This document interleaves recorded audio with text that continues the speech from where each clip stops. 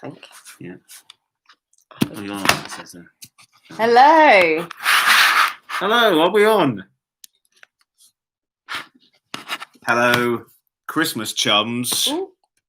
Slight technical hitch. Sorry for the delay. Of which I have no idea what's going on. Gemma's the expert. Look at my new mask. You dirty old man. Anyway, I should take this off. We're taking these off. Right, love the course better. Go on. Oh gosh. So like Tony Hancock in the radio hand You're here. keeping your Christmas hat I'm on. taking my Christmas hat off to give the barnet a bit of fresh air. Hello, chums! Merry Christmas! Merry Christmas! And what a crazy one. Anyway, hope you're having fun so far. If you could type, just let us know that you can hear us and everything's working. All okay? Good evening, Gemma and Rob. Well, there you go. Hello, it's thank you. Working. So, first of all, we're in a different location. Hello. Well, the same location as the Halloween special, to be fair. Amusement Apartments. We're here at my place because we are in Tier 4 and we couldn't get back to Comedy Cottage in time. So our Christmas is here. Christmas in lockdown. Lots of love to all you fellow Tier 4ers out there. Yes, anyway, we're going to have this Christmas, comedy is the answer.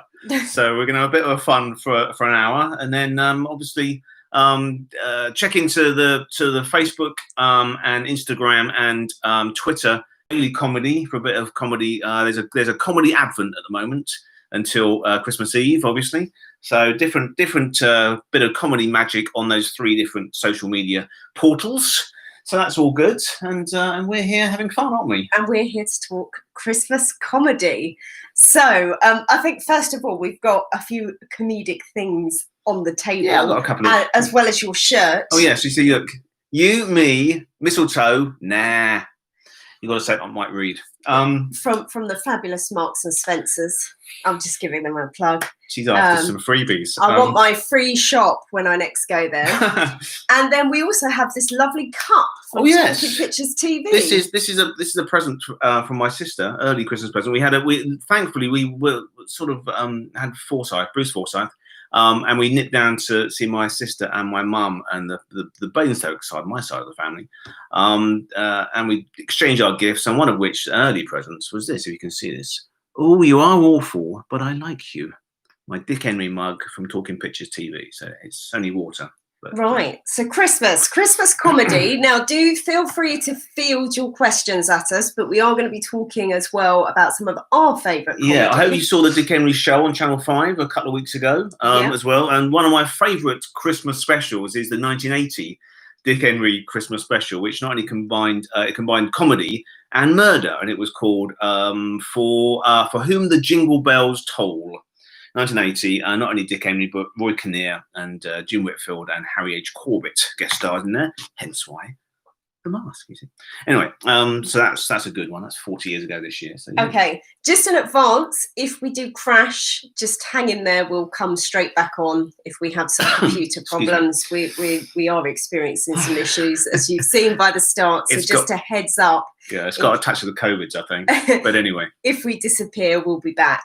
Okay, and first of all, so we kicked off Christmas quite early in November because we were hard at work relaunching Core magazine. Yeah. Do you want to explain a bit about Core magazine? We did a little film today, yesterday I think we recorded it. And Core magazine, for people who've known about me I've been doing this comedy historian lark for 20 odd years, 25 years now.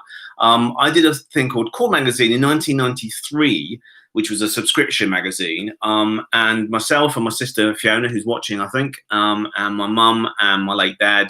It's like a cottage industry, really, around the table. I was cutting out pictures out of magazines and writing articles on my old steam-driven typewriter. Mum was photocopying it at her school work. No, we paid them for that. And Dad would do all the sort of administration and the sort of the drum beating and all that. And it was a celebration of all things comedy. And I only stopped doing it in 1998 because of my workload for books. I was busy doing books around that time. So I put it to bed. And fast forward to lockdown 2020, and about, I think, 6 weeks ago, 2 months ago, Gemma came out of my downstairs loo full of great comedy artifacts. And I probably put the kettle on, and she said, have you thought about doing a magazine? And I said, oh, God, it's so much hard work doing a magazine. You won't believe it, how much hard work it is. And it took me about 30 seconds for you to persuade me to do another one. So we've got a brand new issue 1, online only at the moment, Core Magazine, and it's a sort of Christmas special. So it's the goodies at Christmas, and an exclusive interview with Barry Cryer, my dear pal Baz, and what else? So Mel Smith.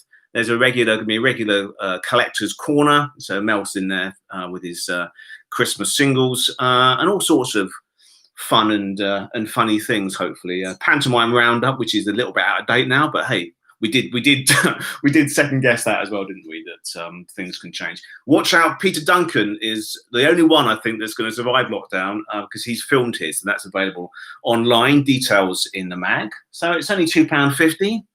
And it's available from issue.com/Core Magazine. So if you search it, you will find it. And it's all over your social media as well. It is. I really enjoyed doing it. So the idea was probably do one every 2 months, isn't it? So yes. we'll look at a sort of February Valentine's special in mid-February, I think. But yeah. And just another bit of news before we get on with the Christmas chat. We've also been working in partnership with Network DVD about who've just released Gurney Slade. One of my favourite shows of all time. If you know your comedy, without the strange world of Gurney Slade, we probably wouldn't have Monty Python or the Goodies or Vic and Bob or anything else really. So yeah, Tony Newley in an amazingly surreal 6 episodes written by Sid Green and Dick Hill, which was Morecambe and Wise's writers at the time. And it's available exclusively on a Blu-ray box set. So we'll be talking about that pretty later on. Or there's a little recommendation film on the YouTube channel as well. So treat yourself to that. It's a lovely piece of work. But anyway, all Network DVDs are worth getting. Christmas, yes, it's Christmas. Christmas comedy. Look, the fire's going. Look. It's a virtual, because my poor little cottage, there's a real fire, of course, but we have a virtual fire in the corner.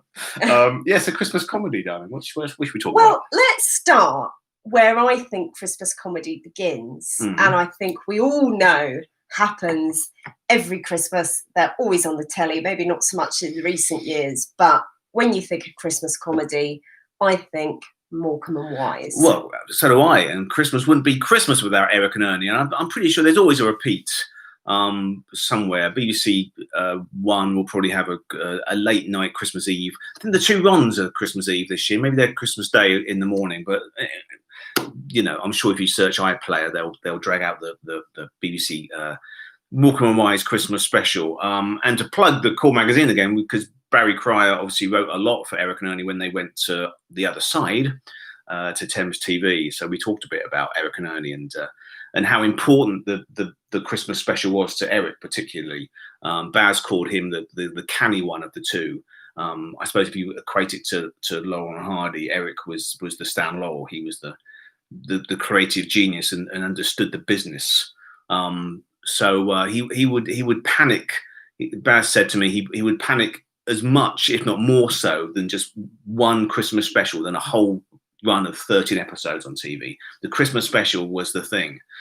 They'd all sit around as a family, Gary and all the guys, Eric's family have some, and watch it. So yeah, I mean, but of course I'm thinking, because obviously there's a little bit of difference in our ages, darling. I mean, I certainly grew up watching the Christmas specials go out as they went out. I mean, the classic one, the 1977 one, which got 28 million viewers, the last one they did for the BBC was 1977, so I would have been 7 years old, and I would have watched that go out along with 28 million other people. But of course, you weren't in a twinkle, were you? You weren't. Well, Gavin's just pointed out here, thank you, Gavin, that they are on BBC Two Christmas Day. Oh, wonderful. With the dearly departed Des O'Connor. Oh, bless.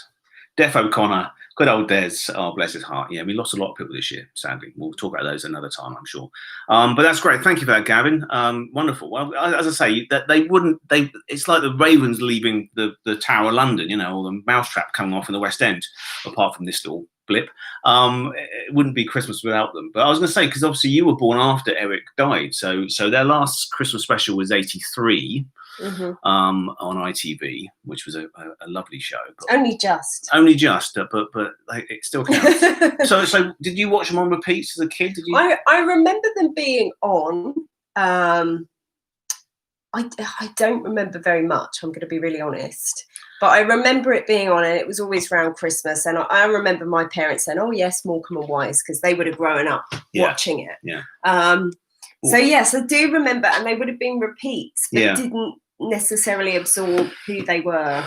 I remember even sort of 5 or 6 years ago, it was prime time repeats, like Christmas Eve or Christmas Day. It would be like 9 o'clock or something, or 10:30 or something on Christmas night. And of course, I'm going to educate this young lady because we've been watching quite a lot of Christmas comedy. We haven't cracked into this one yet, but this is essential for any comedy library. This is the complete BBC Eric and Ernie Christmas specials. And talking of the aforementioned glorious network DVD, they have this, the Morecambe and Wise Thames Years. This is the first series of the Thames Years, but also it's got all the Christmas specials on there as well. Look at that. Look, I remember a special. I think it was a summertime. Maybe it was an Easter special where they recreate the classic bit from the Jungle Book, Disney's Jungle Book. I want to be like you, and Eric is Baloo the bear, right? And Ernie, I think, is King Louis. I've not seen it for so long. We must look at that. I don't think it's a Christmas special, but it always reminded me of the specials because also Disney time when I was a kid, Christmas, any holiday we had Disney time. But yeah, I love Eric and Ernie, of course. So we'll watch a few of those in the next probably 6 months of lockdown, whatever it's going to be. But anyway, we shall see. But yeah. Okay, and then I suppose if we're looking at partnerships. The other two people I do also remember being on at Christmas was the two Ronnies. Two Rons, yeah. They had a slightly longer, not much longer. What was the last Christmas special? Was 87, 88, I think.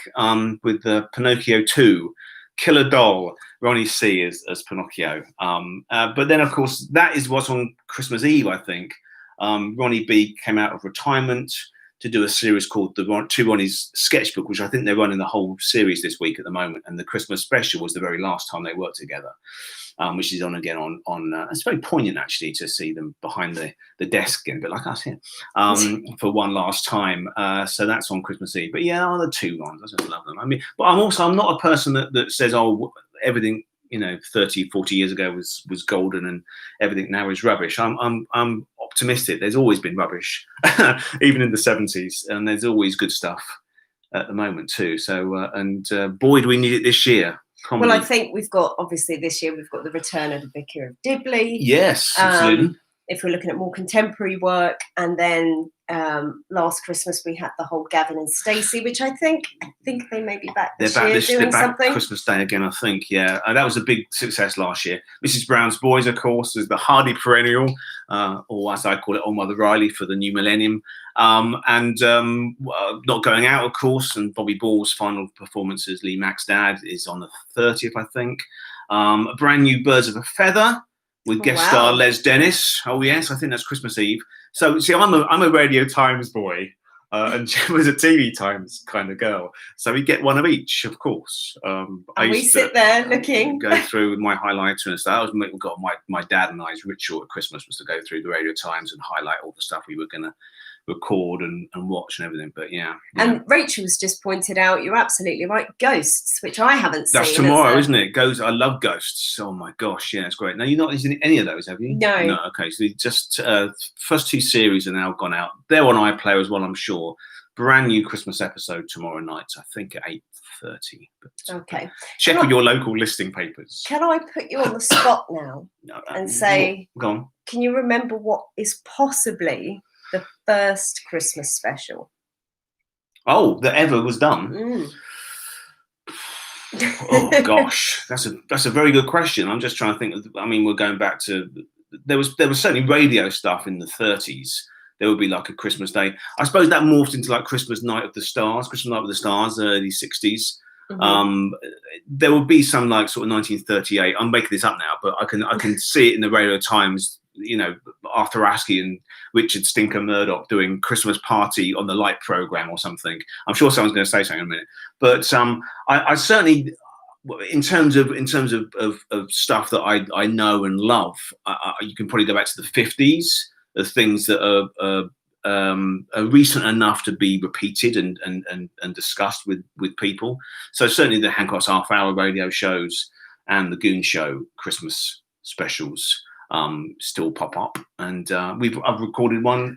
Yes, I know we don't plan these things, but I've got a lovely request from a person I worked with last year or the year before, 2018, at Bradfield College, which was Tony Hancock's old college in Berkshire, I believe, near Reading, anyway.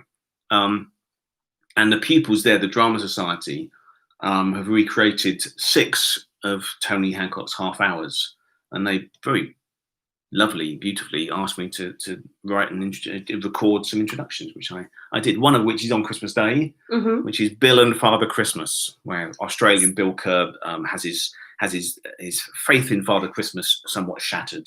It's a lovely performance, and if you so the students have reenacted this. Yeah. And it's on Hospital Radio Reading, but you can find the link and listen, and it's lovely because you put it into its historical context. Try to, yeah, as well as modern day. Yeah. There's a few. I think what I was asked. There was one. I'm not going to go into what it is because you can listen to them 5 o'clock every night. I'm sure they're online as well. They've probably been preserved online, but they go out live at 5 o'clock every day until Boxing Day, I believe. But there were a couple of jokes that they thought were probably inappropriate for 2020, so they don't cut them out, again, wonderfully. So I put them into context of 1950s, early 60s society.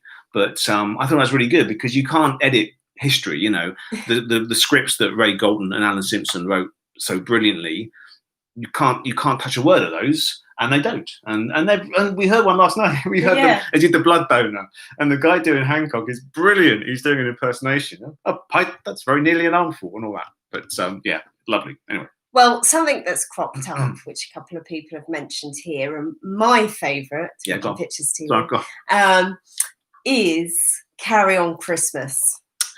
Well, how long does it take us to mention the Carry On? It's only about 10 minutes. Okay.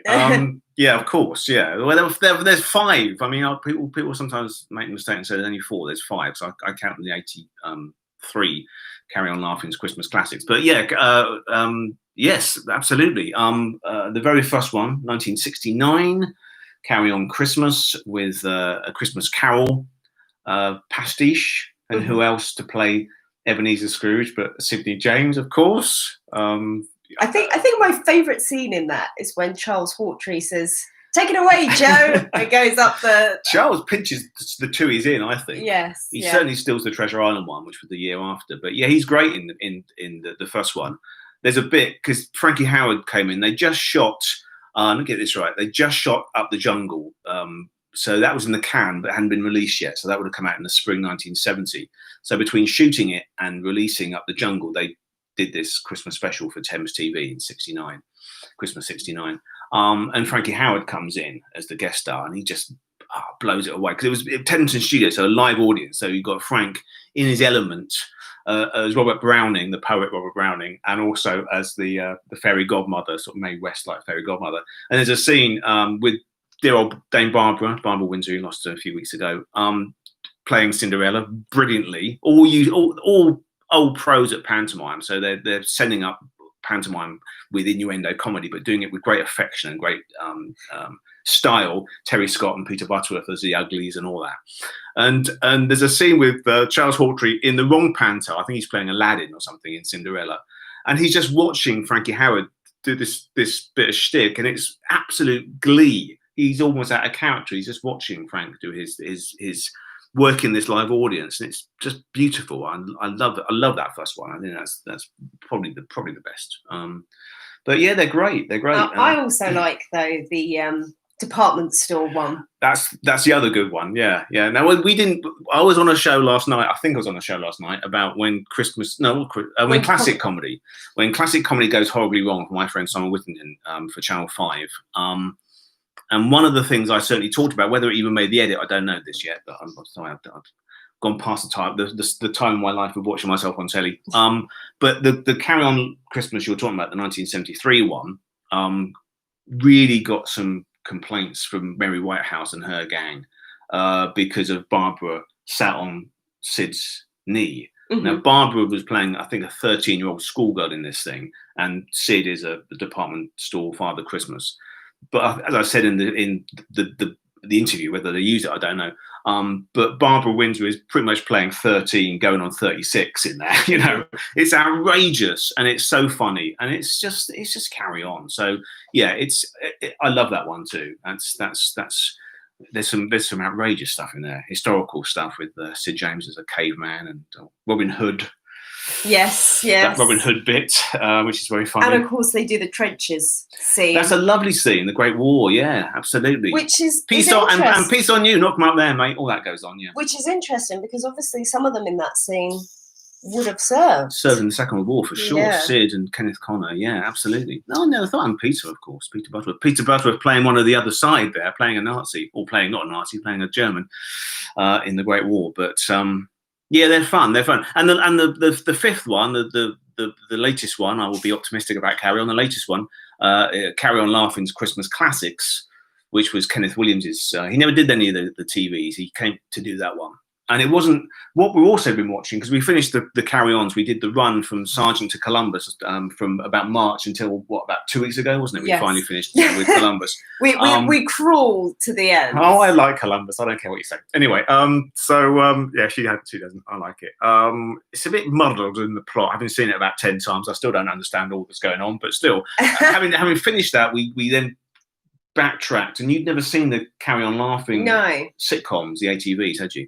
They've always got an air of Christmas about them to me as well, because they did basically Christmas episodes 69 to 73 with a show in the middle called 71 called All This and Christmas 2, which was a Kenneth Connor and Sid James sort of domestic sitcom. It's the Christmas special that Bless His House never did, really. So, but between 1969 and 1973, there were Sid James or oblique Carry On TV things, and then in 74 there wasn't anything, but in 74 January the 4th, it started Carry On Laughing. So that was almost like the Christmas treat.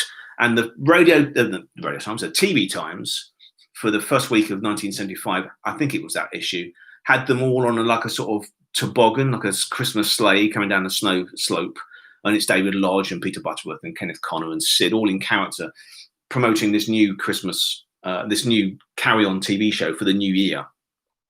So that has a sort of Christmassy feel to it too, and they're good. So, but the Carry On Laughing's Christmas Classics I mentioned was not about that.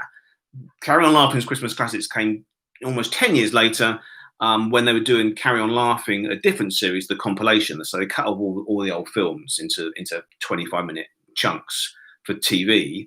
And this was a special of that, and they dragged in Kenneth Williams and Barbara Windsor to link some clips for this special. So I count that as a Christmas special, because I count that's Carry On as a film. So you've got to, 'cause it's got new footage of Kenneth and Barbara. Right. Well, anyway, let's turn a bit more to you, because the questions come in. For a change, sorry, try and shut me up. Jen was saying the other day she doesn't need to see this stuff on TV because she got it 24/7 with me, right? So you thought I would do it. I used to get really excited about watching you on TV, and now I just don't bother because I hear it every day. Do you mind if I tell them what you said to me? Which this is new to me. I've known you for 18 months, nearly 2 years. Do you want to tell the assembled? No, I'm not saying it. Okay. Well, I did a show in 1998 for ITV for the 40th anniversary of the Carry Ons called What's a Carry On? And it's a documentary, and Jim Dale was in it, and Joan Sims was in it. A very rare interview for Joni, and Barbara was in it, and Leslie Phillips and Jim Whitfield, and I was in it as the comedy Carry On historian. And apparently, young Gemma, who would have been 13, talking about Barbara Windsor in the Carry On Christmas, 13, apparently had a real crush on this, dark-haired then. Young person that knew about the Carry-Ons. So there you go. I had no idea until about a week ago. So there you go. There we go. So anyway, that's my I'm Christmas, embarrassed now, so thank you. I pulled a cracker. Anyway, go on. Boom, boom. Right, a question. So questions are coming in. So let's try and answer some questions as they come in. So we'll start with your delightful sister. Hello, Fiona. Hello, sister. And she says, picture this. You have a minced pie in one hand and a glass of wine in the other. After the show, yeah, go on. Which comedy Christmas film would you be watching and why? Christmas film. Oh gosh, that's a good one. I'm gonna manifold this. I'm gonna plug my latest book as well, which is coming out in the spring, all being well, if we're all spared. And there was a wonderful theatrical tradition of Aldwych farces, Aldwych theatre. Ralph Lynn, monocled, silly ass, sort of Michael Knowles type. We have Frozen. Have we Frozen? Yeah. Okay, let's do that again then. Are you sure? Yeah. Okay.